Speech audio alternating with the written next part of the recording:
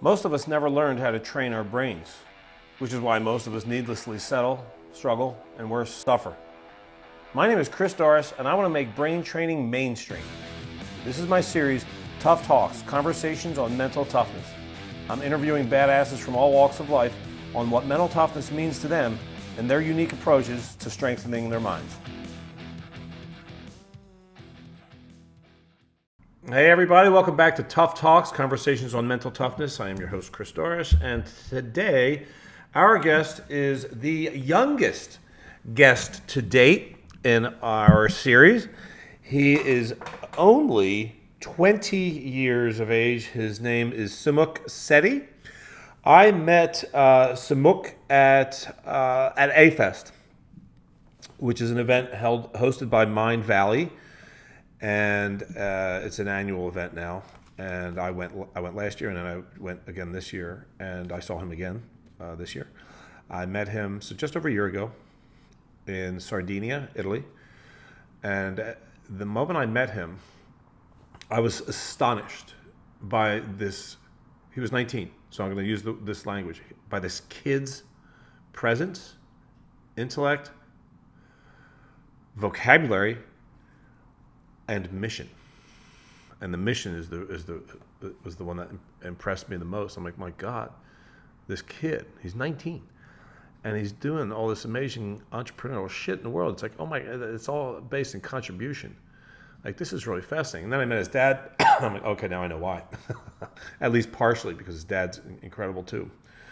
And I hung out with them throughout the event, and I really appreciate these people. So Sumukh, I asked him a year ago, man, I got to have you on, and it took us a year to finally coordinate it.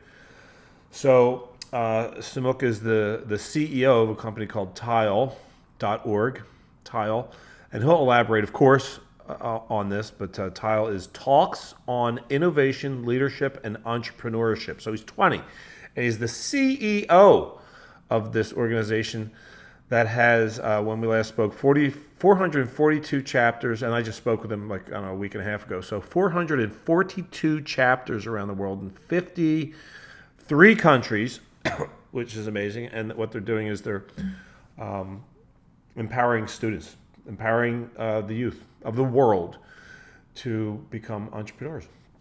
And we will let him expand and elaborate on why that is even important and why he's using his life that way. So you're going to enjoy this young man. He's 20. I'm going to stop referring to him as a kid.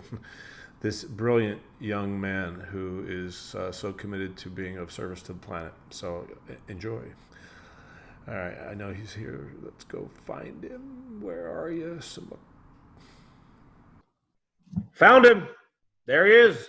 The man, the myth, the legend, my buddy, Sumukh. What up, dog? I'm good, Chris. How are you? Thank you so much for having me on the show. Oh, you're so gracious. We've been talking about it for over a year now since I met you. And I just explained to everybody in the introduction, which you couldn't hear, because you were in the green room. I explained A-Fest to everybody. I've been talking a lot about A-Fest. I think I'm becoming like a marketing person for A-Fest. Let's make you a brand ambassador. Thank you. That's exactly the term I was actually looking for, is brand. I think I'm inadvertently or advertently, intentionally actually becoming a brand ambassador for them. But it's like, A-Fest is so incredibly unique. It's such a unique experience. I mean, where else am I going to meet a 20-year-old entrepreneur who's changing the world? You, which is why, when I met you. Yeah, well, that's why I asked you to come on, and I knew I wanted you. We've been talking about this for a real long time, and for whatever combination of reasons, it just took a little bit of time to evolve. We certainly could have had it happen sooner. Maybe if I wanted it to happen sooner. I'm glad it's happening now. But the point I'm stammering through is that as soon as I met you last year at the A-Fest in Sardinia, I became instantaneously clear that this dude would be a great guest. And you are. I don't know if I think I told you this. But you're definitely, you're holding the record. You're a record holder of the youngest Tough Talks interviewee guest. And I am going to be very interested in seeing how long that record stands. I'm going to predict it might stand a while. I'm excited. That's an award I'm grateful to hold. I'm excited. I'm excited to see where it goes next. So I want to hear all about the next person who beats me for that. Yeah, I was thinking about that earlier today, and I was thinking who I don't know. Well, maybe, you know what? So like Wimbledon's going on at the time of this recording. And I think I was just saying, I was asking if you watched it because as a match just ended with a young American girl named Coco Gauff. Hmm. She's 15. Do you know who that is? Yeah, she just beat Venus, right? She beat Venus and then she played today. I don't know the result. I recorded it because I had a couple calls. But Right. but I saw an interview with her after she won her second match. Now today was her third.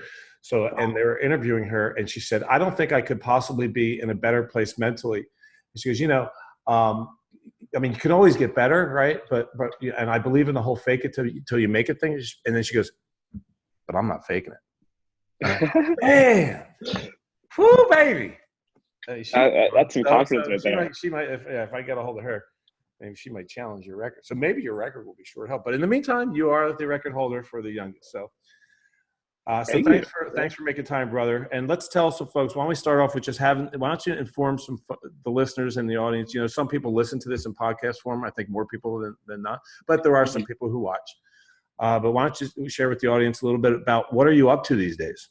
Yeah. No, that's a great start. I'm a student at Babson. Babson is a school about 20 minutes west of Boston. It's number one in entrepreneurship. Oh, I didn't know that.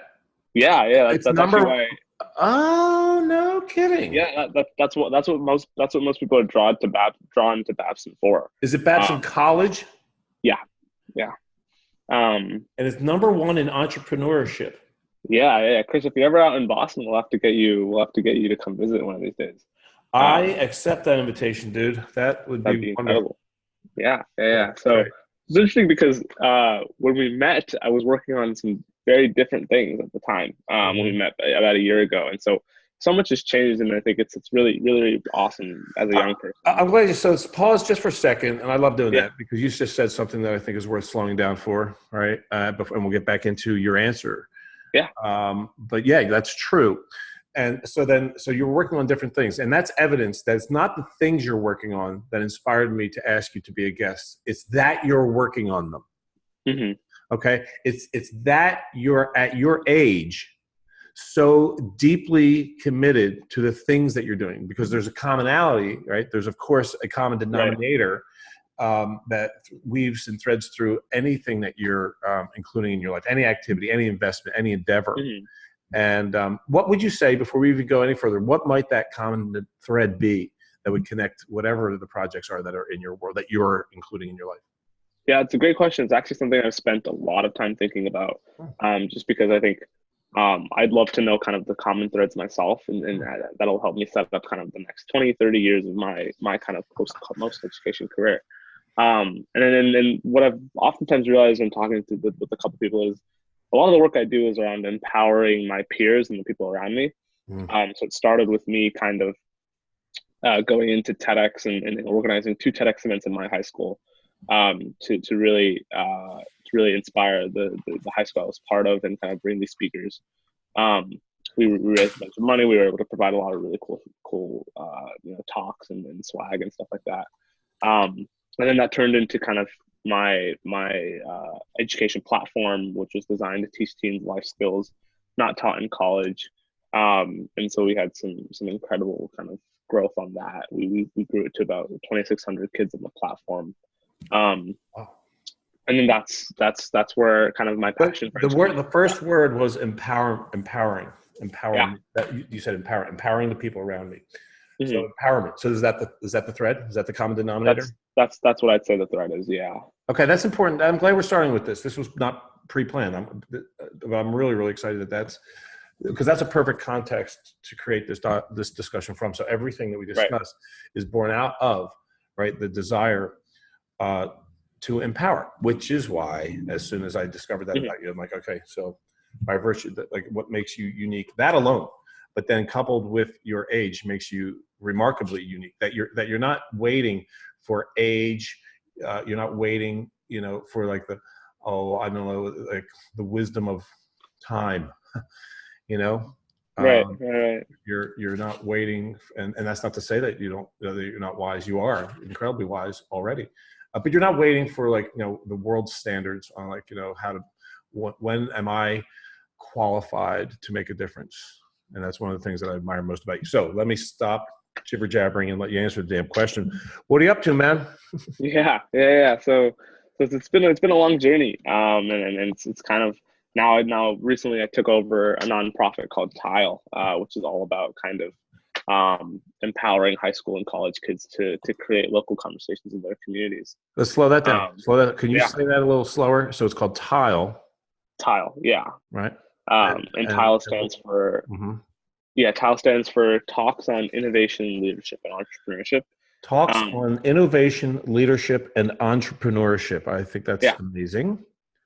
Okay. And like I said, the goal is really to help kids in high school and colleges to create local conversation series in their communities. Conversations on what?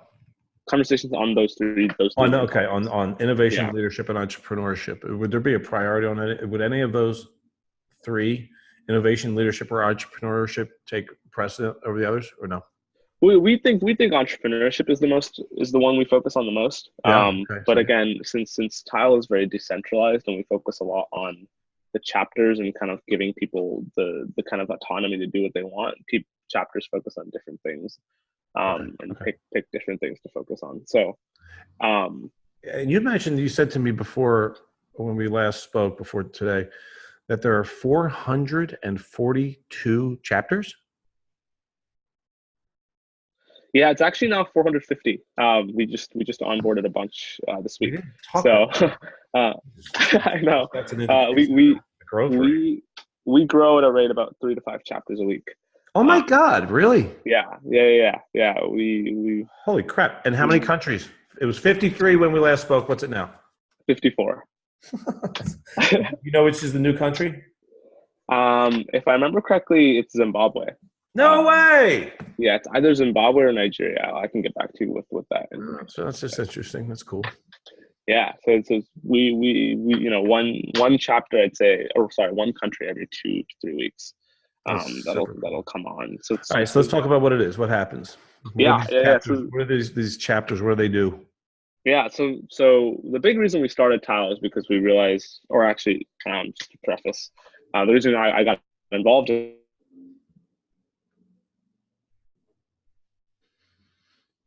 Anybody ever see the movie Fundamentally Frozen? Buddy, I got interrupted. We just had a little freeze there, so can you just back up right to the beginning of that? Yeah, I apologize if it's my connection. It's just a connection, and it's technology, and we're going to love it. So the big reason I got involved in Tile is because we realized that youth today, or a huge portion of youth today, lack the opportunity to connect with leaders and mentors to really facilitate their professional and personal growth. And so we realized that privilege was oftentimes a huge factor in this as well.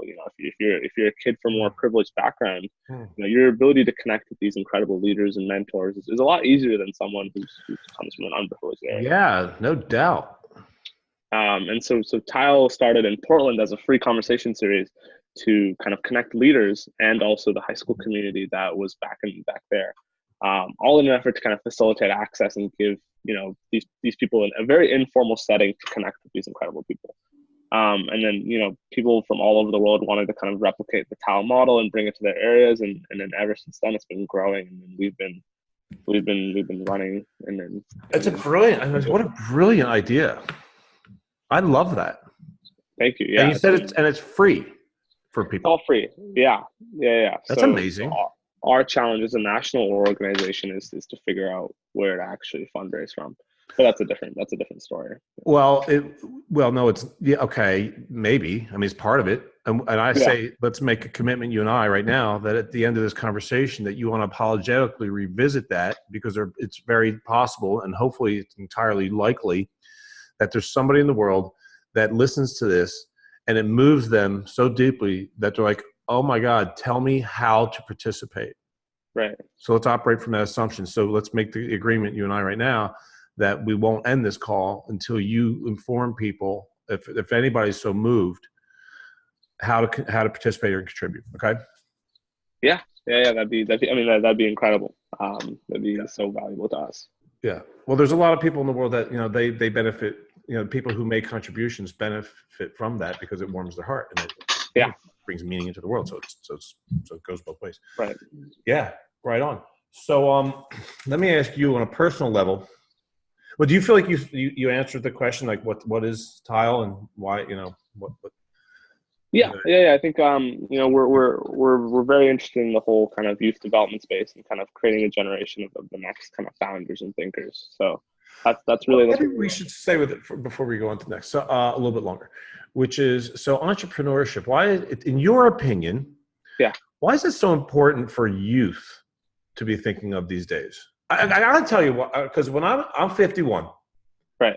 When I was in high school, and I was the president of the student council, Right. and it wasn't called that in high school. It was called whatever the hell it was called, and the only reason I'm saying that is because I was a leader. But I wasn't thinking at that time. At that time, the conversation wasn't happening, and this is like 1986. I was graduating from high school, right? And that this conversation wasn't really going on. Yeah. It was like, go to college, get into as great a college as you can. Yeah. That's really that was like the priority, because the assumption then behind that was so you can get a great job. Right. This is a very different conversation. 100%. I actually think the narrative around that whole statement is completely changing. And I think that because of the rate of technological innovation that's happening today, we're going to see more and more kind of jobs, industries, and kind of different fields taken over by AI and machine learning. And so the real people that are going to be able to innovate and kind of stand out from that crowd are the people that are truly going to be those creators and those innovators and those thinkers that can really step outside the box and really create new and shift the way that we look at certain things, right? So, the way we're thinking about it is how can we empower kids to become those people that can then stand out among the crowd and really be those innovators that are pushing the world forward, even though the world is constantly changing through these different technological innovations and kind of these things that are popping up here and there. You're so articulate, dude. Thank you. Really. So, of all the things that you could be investing your time in, why is this important? Why is this so important to you right now? Yeah. I mean, it's part of, I think, what I consider the work that I want to be doing. So the work that I really want to be into is kind of empowering teens and young adults to the best versions of themselves. And why though? Why? I'm trying to go a little bit deeper with you personally. Why is that empower, or why is that valuable to you? Yeah, so the best way for me to describe it is actually telling the story of me and my best friend growing up through high school. Perfect. And so my dad. Yes, I met you and your father in the same exact moment. Yeah. He's very, very blessed. No, I don't know. That might not be true. I did meet him. We met him at the same. I met you guys, yes, at the same event. I don't know if it was the exact moment though. I think it was right after. I think it was right after we met. Yeah. I think I met you first, and then I met you then. Yeah. So very blessed to have him as my dad. Really, really grateful. And so the reason why I talk about him is Rajesh. Yes. The reason why I talk about him is because he's a serial entrepreneur himself. He's involved, and we're from the Valley. He's very involved in that whole tech scene. And so I was able to kind of build a network through kind of interacting with him and his friends and kind of listening in on his calls and seeing how he operated. But I realized fundamentally, I mean, that's where I learned a lot of how I operate and how I kind of look at things today. Is a lot of like shadowing. You're like shadowing. Yeah, I mean, it was like osmosis, right? So it was like, that's pretty cool. Being able to learn almost every day from someone that's doing what I kind of want to be doing or operating at a level that I want to be operating. Very handy. But I fundamentally realized that not every youth, not every kid has that opportunity to learn from something like that. And I was very fortunate myself. Yeah. But my best friend growing up was his. Right, so he was tough for him to get that same access. Time out again. So it paused again, and I just want to hold that thought. Yeah. I'm going to ask you to rewind. Now, I don't know if the people that are watching or listening to this are also experiencing the same delays that I am. Like it froze again just for a couple seconds. Mm-hmm. If it is in fact the case that we're listening to these pauses, if you guys, the listeners and the viewers, are also witnessing that, then I invite you that if it continues to occur, to do some mental toughness training each time and to say to yourself, this is the best damn thing that could be happening. And we're going to create from this. That's a fundamental practice of mental toughness. So what we're doing is utilizing, right, the technological hiccup in order to strengthen our interpretations of reality. So we are multitasking, like mental toughness training mofos, and it's beautiful. We're utilizing every set of circumstances, right? Because every set of circumstances can be leveraged for gain if viewed masterfully. So I'm just asking the audience to view the interruptions if they occur masterfully. It's beautiful. And trust me, that's perfectly timed. So would you back up to the point where you said, my best friend growing up? Yeah. Okay. Yeah. So my best friend growing up, his dad was a religious priest, right? So it was harder for him to create that same opportunity, that same network. A lot of times, I was the one that was facilitating that access for him. And so I realized this was a much deeper problem than I thought. There were many people out there that would, and he loved kind of being able to do the same things that kind of I was fortunate enough to do myself, right? So, and he would constantly tell me, like, dude, I wish we could bring the experiences that you're able to bring to know more people, and kind of spread the ability to learn from a mentor and learn from these people at a very, very young age. And so that stuck with me. Pretty cool, man. That's cool. That's a very cool, organic story that involves service. That's beautiful. Love that. So basically that's the answer to why this. Yeah. It's honestly like the reason why I do a lot of the things I do, and the reason why I'm involved in a lot of things I like to work on is because I want to fundamentally see every youth, every kid that grows up have the ability to connect with mentors and resources that enable them to eventually be the best version of themselves. So, dude, I meant to that. I couldn't appreciate that more. I never want to be without mentorship. When I look back in my life, I have been truly blessed to have had amazing mentoring, but I will take responsibility for the mentoring later in life that I created for myself with the decision that I don't want to be without mentoring. So so as a child, I was fortunate to have that. I didn't create that. Perhaps I co-created it in a way that I'm not aware of, but later in life, of course, I very actively co-created. There's actually a chapter in my book, on my first book, on it's called The Secret Weapon. The chapter is entitled The Secret Weapon, and that's all about the secret weapon is having mentoring, which accelerates the rate of progress exponentially. Yeah. Right. And part of the 100%. conditioning, I believe, of our culture would have us believe that there's something chivalrous or cool about, and maybe not chivalrous, but like a cool or impressive about like flying solo, about trying to pull it off on your own. And that's just stupid to me. Yeah. Plus, it's not nearly as fun. Exactly. And I think if you're able to learn from someone who's been in your shoes 5 or 10 years ago, they can really tell you the things that they wish they would have avoided, the mistakes that they made, which can drastically shift the trajectory of your life. Right. Yeah. Right. And super duper accelerate the rate at which you can bring service to the world. 100%. And that's why this is why I'm so passionate about this, is because I learned so much from mentorship, and I realized the power of it very early on.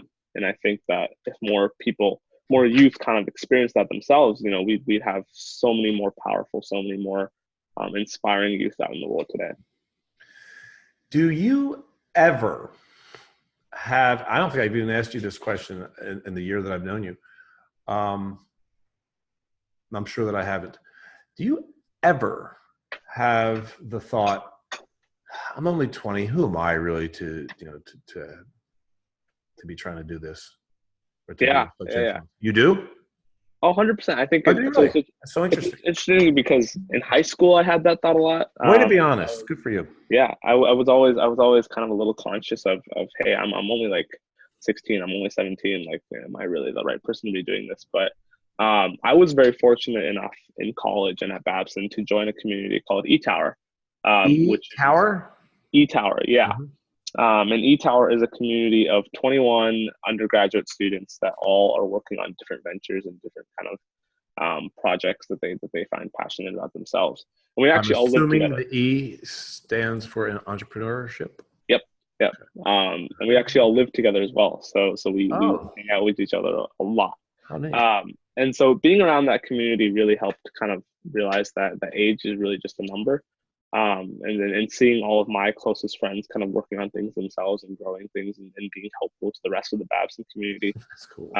Made me realize that it's just, it's part of life. I don't think, I really do genuinely think that age is just a number that defines, how old you are, right? I don't think it should be stopping any kid from truly being or pursuing a project of their choice.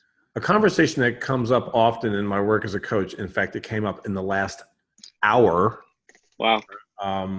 With a client who I was coaching just prior to our call here, is the conversation about expertise and at what point in time does a person become an expert? And, so people stumble over that when I say, are you an expert? Or when will you be an expert? And I think the biggest mistake that people make in stepping comfortably and confidently into their own expertise is waiting. Yeah. Okay. So in your case, it could be waiting for more experience, waiting for more credibility from age. Yeah. And you're not doing that. And I think that is going to be, I'm hoping that is going to be one of the biggest takeaways, especially for the younger listeners and viewers of this. Right. I don't need to wait to start demonstrating my excellence. And I'm allowed to occupy expert status right now as a teenager. Mm-hmm. And that doesn't mean I'm not going to continue to grow. I'm just not waiting for time to pass, right, in order to be my badass self or truly think of myself as an expert. Yeah. Right? Yeah. I could be a junior expert. And and if I permit myself to be expert now, just think about how much more expert I'm going to be in 10 years from now. Yep. Yep. And it's not a cocky thing. It's not a cocky thing. That's a thing. It's about being comfortable with your own excellence. And that is exactly what I observed in you. It's not a cockiness. It's like a quiet confidence that actually, like me letting myself be expert is not even an interesting conversation to me at this point, because I'm too interested in and busy doing what an expert does, making the contribution. Right. As you, in your language, empowering the people around me. And that is nothing short of profound, man. Can you share with us can you give us some examples of some success stories from TILE? Like, how has that affected some lives? What are some stories you like to tell from that? Yeah, it's a great question. One story, one thing we like to do a lot of times is talk about our chapter leaders, and the people actually organizing the talks. So we have chapter leaders. We've been around for about 4 years now, and so we've had chapter leaders go to all of the top 25 schools in the country, and in collective they've raised over $2 million in scholarship.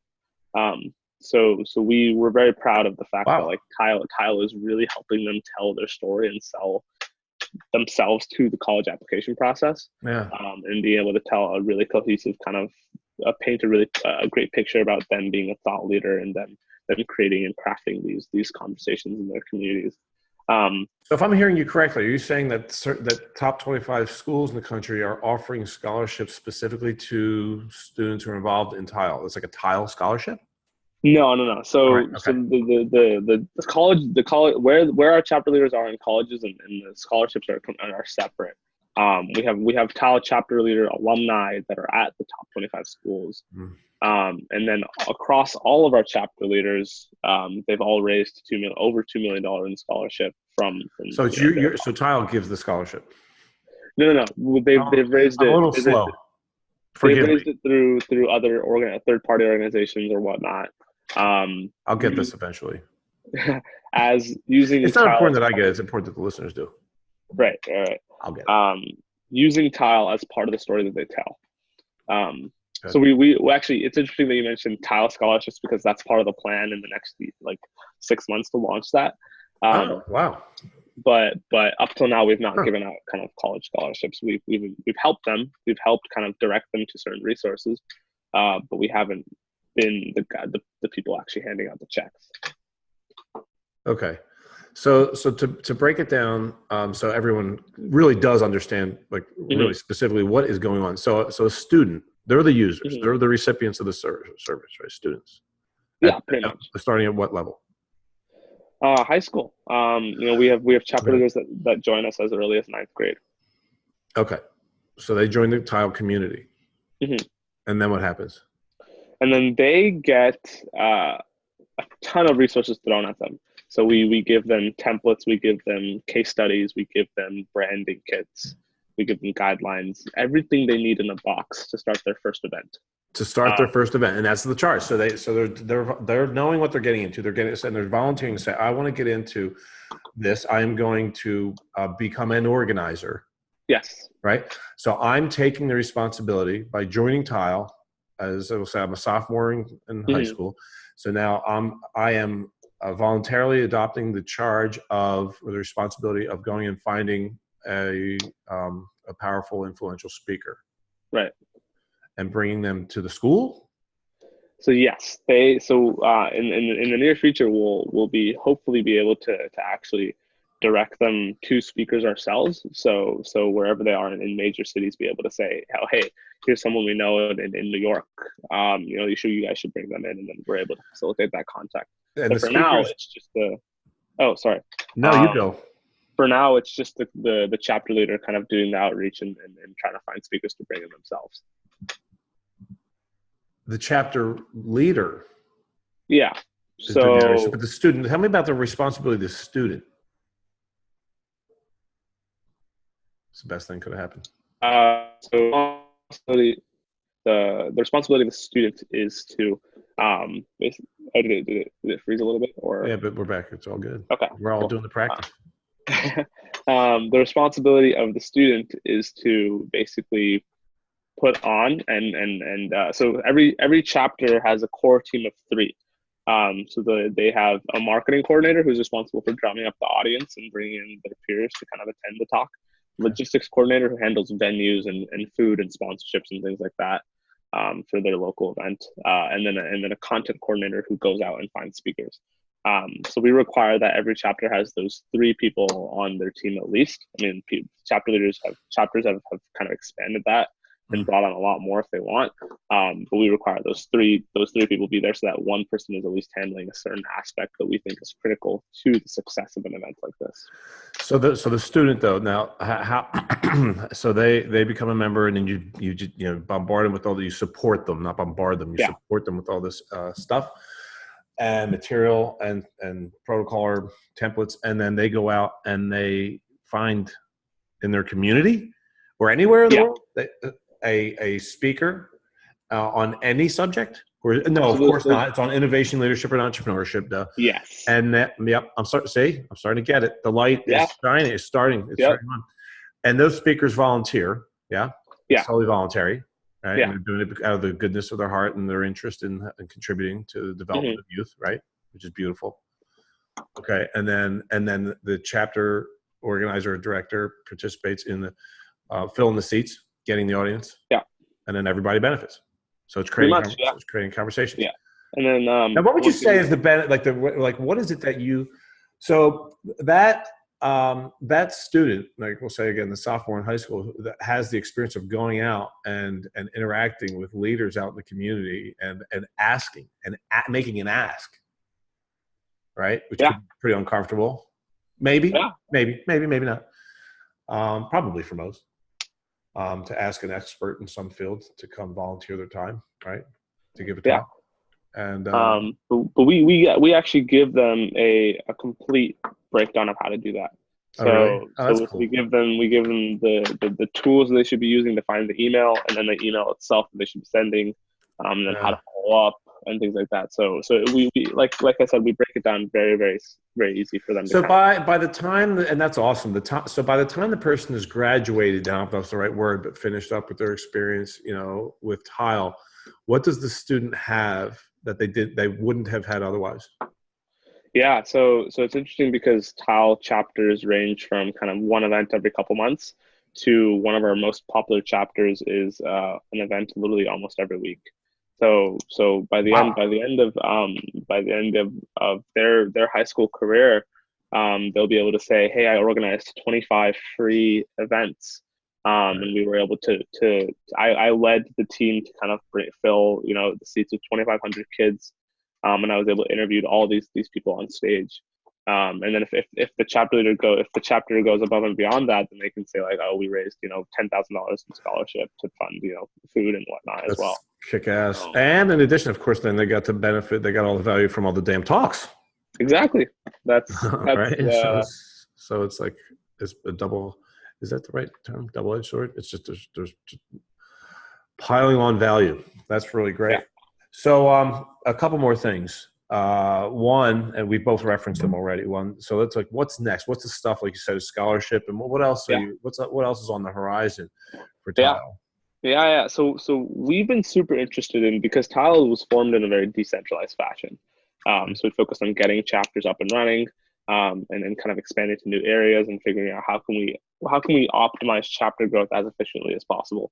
Now we're looking at what can we do to bring the community together, right? So we're shifting kind of gears from we've nailed the marketing and the kind of organic growth side, but now we're shifting gears to what can we launch to kind of bring chapter leaders and bring this Tile community together. So a couple things on the horizon.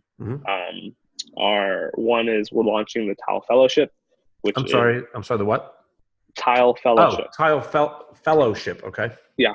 So a Tile Fellowship will basically be, we haven't decided what the cohort size will be, but it'll basically be members of the Tile community that are more inclined towards kind of student entrepreneurship and youth entrepreneurship. And we'll give them three main things. One is an access to a one-on-one mentor that we specifically pair them with. Two is weekly programming, where we'll bring in speakers and things like that to actually kind of help elevate them. And then three is if we're successful with fundraising, we'll give them a small personal development stipend that they can use to buy something of their choice, whether it's like a book, a subscription, something that just helps them wherever they are to kind of take them to the next level. And we're hoping to run 2 cohorts over the course of an academic year. So let's fast forward, and we're gonna use the intelligence and power in fantasy. Einstein used to say that fantasy is the preview of coming attractions. It's the power of imagery, experiencing the future in the mind's eye prior, of course, to it happening, but thereby also maximizing the probability of it happening. Mm-hmm. So let's fast forward about a decade. 11 years. We'll go to 2030. Yeah. What's a miracle? Give me an example of a possible miracle that's the product of the existence of Tile. Yeah. Well, I mean, eventually we're hoping that we'll be able to organize our own global events. So whereas like the national office puts on like one event a year that brings everyone together, right? So we're hoping to launch. We're actually in 2020 we're launching a virtual summit, which is our way of testing that out. So everyone kind of jumps in on some sort of platform, and we bring in speakers and interview them just to see if we can bring the community together around this sort of central theme. When you say community, you keep saying the word community, and I'm hearing you that you guys are in 54 countries and you're adding new countries every month. I'm hearing the community is like Earth. Yeah. Well, you said the nose country is an African country. You've got, probably in almost all the continents. Yeah. So you're bringing, so you've got a platform that could potentially really bring people from all over the world together and really brainstorm on a global level. That's the goal, right? Eventually we want this to be a forum of us bringing together the world's top youth in an effort to kind of, can we look at changing the way certain problems are thought about, certain ways we teach certain things that we consider standard, right? So like we talked about earlier on the call, a lot of this whole standard go to college, get a job is really changing nowadays because of the rise of all these different programs and kind of technological innovation. And so if we can be the forum that connects all of these impressive, brilliant minds, then I'm sure that we can solve a ton of what's happening around the world and a ton of what's going on. Because Amen. This is our, the next generation is coming up, and we're I think ready to take on some of these things that are happening today. Yeah, buddy, I love that. Well, okay, so 2 final things. I know I said that earlier, but I changed my mind. So one is what we committed to, our agreement, Mm-hmm. right? Which is if anyone is listening or watching and is moved by this, or at least even interested in participating or contributing, how do they do that? And then the Yeah. last thing we'll do is just like, where do people get in touch with you? So some of that might be the same answer. Yeah. So there's two ways. There's two targets that we have for kind of fundraising. One is if you're an individual, then we ask you kindly to go to tile.org, TILE.org, to just learn more about our mission and what we're up to. And then if you're interested in donating, there's a page on that website itself that strictly is all about donating and kind of what the support goes to. And I can commit to telling you right now that every dollar you guys contribute will directly go to kind of us empowering and then changing the next generation, and continuing to give these people the tools to kind of create conversations, because we do everything almost for free. And so, every kind of dollar helps here. Wow, that's beautiful. And then if you're a corporation that's interested in tapping into our network that we've built, we have a specific kind of sponsorship packages and then kind of kit that we're able to that we've just kind of developed in the last couple of weeks. And so if that's of interest, then we estimate that at the end of the summer, 500,000 teens will attend a Tile Talk in the next academic year. Students. It's the best thing could have happened. Let's do the work. Yep. Froze a little bit. Where were we? I don't know. Well, let's figure it out though. Let's back it up to just start over with the corporate. If you're a corporation. Yeah. So if you're a corporation, we have specific sponsorship kits and packages that we've actually put together in the last couple of weeks. And so we estimate that at the end of the summer, we will have 500,000 teens go through a Tile Talk every single over the next academic year. And that's because we estimate to be at 500 chapters by the end of the summer. Oh yeah, right. That's 50 more. Wow. Yeah. So teens and also college students. And so that if that's of interest, then I'd be happy to kind of chat. My best email to reach me is literally just s@tile.org. So S. Yeah, just the letter s@tile.org. And that's for anybody. That's the one you want me to share in the show notes? Yeah. Okay. That would be incredible. Okay. And so yeah, those are the two avenues that we have for kind of fundraising. Again, everything that's kind of donated or sponsored goes pretty much directly to us supporting and creating the next generation of innovators. So if someone's listening to this and they say, I would love to be a speaker, what should they do? Yeah. Again, so I would say also reach out. What I'll do is just tell me what area you're part of. So just email you. Just say reach out. Just s@tile.org and say, hey. s@tile.org. Yeah. And okay. So if a student's interested in looking for a local chapter, s@tile.org. So pretty much. That's pretty easy. Yeah. So then I will just link up with the chapter leader in your area and then kind of connect you guys. And see, beautiful. Excellent. All right, good. So if people wanted to connect with you through social media, where shall they do that? Yeah, I just actually reactivated my Twitter from like a couple years ago. So that's just my name, Sumukh Setty, SUMUKHSETTY. No dashes, no spaces, just Sumukh Setty. And then LinkedIn is just also my first and last name. So those are probably the two best platforms. Is Facebook a part of your world? Facebook is, but I don't use it too much. All right, so we'll stick with the email and the Twitter handle. Yeah. Brother, you are amazing, man. I was instantly impressed with you when I met you. I am profoundly more impressed with you as I get to know you better. And so I thank you, first of all, for making time. But on a much larger scale, I thank you for the way that you choose to use your life. Thank you. Yeah, you are making the world a better place for me to live in. And I appreciate that. I love you and applaud you for that, my friend. And I can't wait to see you again. And if it has to be, if it's at A-Fest, it'll be 1.5 years from now. Yeah, well, I'll have to. Hopefully we'll cross paths before then. Yeah. Yeah, your neck of the woods or something, or if you're ever in Exactly. Boston, I'll come back I'll have that to way. connect you Yeah, man. Yeah, I'll come up to watch the Phillies beat up on the Bo Sox. there.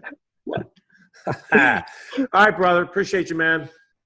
Thank you so much. Really appreciate you asking me to be on. I Yeah, love this. thank you. All right, brother. I'll talk to you soon. Sounds good. What a powerful young man, huh? Isn't he great? And I knew it, like I said in the interview. As soon as I met the kid, he is a kid. He's 20, but he was 19. He was 19 when I met him. So I knew as soon as I met the young man that he was unique. And I think we really hit on, actually, I don't think we did hit on something that's really powerful, is that he's not waiting for the permission of age in order to step into his expertise and make significant contributions. So I hope you found that valuable. If you're interested, he mentioned this. I'm going to put in the show notes, and Sumukh mentioned the places you can go. Well, it's really his email, right? s@TILE.org to connect with him. Whether you're a student interested in participating, if you're a speaker, or if you're a potential investor. So, or if you just want to connect with the dude. He's a fun dude to talk to. He's a fun guy to hang out with. He has a great spirit, a great vibe, and obviously beautiful intentions as a contributor and a servant on the planet. So, hope you enjoyed it, and thanks for tuning in. As always, until next time, great miracles.